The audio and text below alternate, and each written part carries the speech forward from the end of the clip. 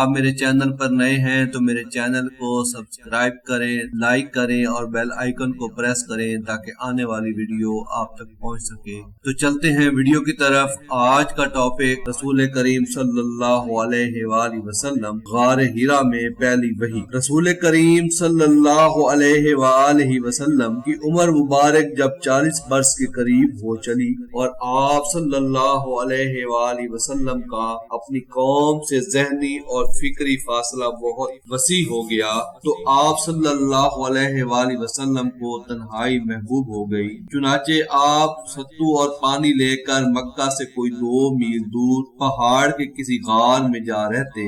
آپ صلی اللہ علیہ وآلہ وسلم جب وہاں تشریف لے جاتے تو حضرت خدیجہ بھی آپ صلی اللہ علیہ وآلہ وسلم کے ہمراہ جاتی اور قریب ہی کسی جگہ موجود رہتی۔ پہاڑوں کے اس سلسلے میں بے شمار غاریں ہیں، بالخصوص آپ صلی اللہ علیہ وآلہ وسلم رمضان بھر انہی غاروں میں قیام فرماتے اور آنے جانے والے مسکینوں کو کھانا کھلاتے۔ جس دن پہلی وحی نازل ہوئی اس دن آپ صلی اللہ علیہ وآلہ وسلم جس غار میں تھے وہ جبل نور یا غار ہیرا کے نام سے مشہور ہے۔ یہ ایک مختصر سا غار ہے جس کا طول 4 گز اور عرض 2.25 گز ہے۔ یہ نیچے کی جانب گہرا نہیں ہے بلکہ ایک مختصر راستے کے بازو میں اوپر کی چٹانوں کے باہم ملنے سے ایک بوتل کی شکل اختیار کیے ہوئے ہے۔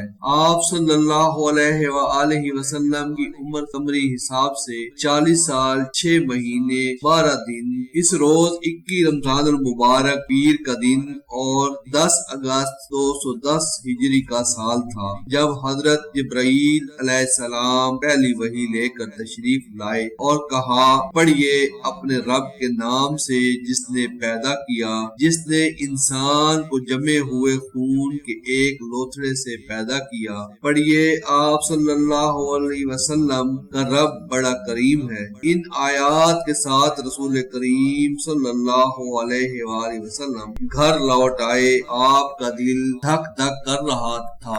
آپ اپنی زوجہ حضرت خدیجہ کے پاس تشریف لائے اور فرمایا، مجھے چادر اڑا دو، مجھے چادر اڑا دو۔ انہوں نے آپ صلی اللہ علیہ وسلم کو چادر اوڑھ دی یہاں تک کہ خوف جاتا رہا۔ اس کے بعد آپ صلی اللہ علیہ وآلہ وسلم نے حضرت خدیجہ کو واقعہ کی اطلاع دیتے ہوئے فرمایا، یہ مجھے کیا ہو گیا ہے؟ مجھے تو اپنی جان کا ڈر لگتا ہے۔ حضرت خدیجہ نے کہا، قطعاً نہیں، واللہ آپ صلی اللہ علیہ وآلہ وسلم کو اللہ تعالیٰ کبھی رسوا نہ کرے گا۔